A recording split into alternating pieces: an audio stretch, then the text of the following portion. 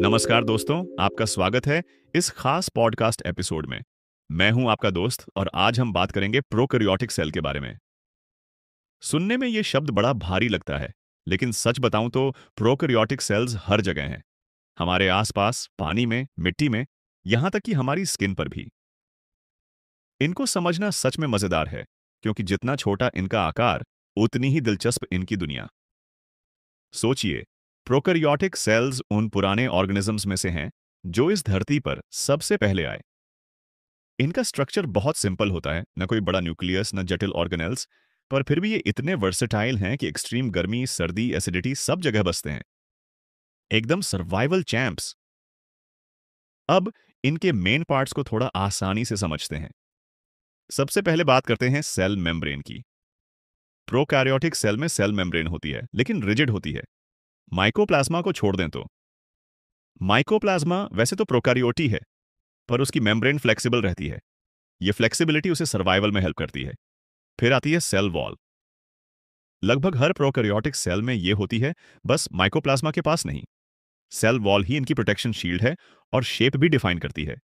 इसी से बैक्टीरिया की स्ट्रक्चर टाइट रहती है। अब बात न्यूक्लियोइड की करें तो ये यूकैरियोटिक सेल्स की तरह न्यूक्लियस तो नहीं रखते, लेकिन इनकी जेनेटिक इन्फो वहीं रहती है। एक circular double stranded DNA chromosome होता है। ये सब एक रीजन न्यूक्लियोइड में कंप्रेस्ड रहता है। कोई मेम्ब्रेन बाउंड्री नहीं, सब खुला खुला। इसी न्यूक्लियोइड रीजन में कुछ खास प्रोटीन्स और पॉलीअमाइन्स होते हैं जो डीएनए को पैक और स्टेबल रखते हैं। बिना इन सपोर्ट के डीएनए बस यूं ही इधर उधर उड़ जाता। अगर कुछ एवर फंक्शनल और इंटरेस्टिंग लुक डालें तो दूसरा पार्ट आता है मेसोसोम।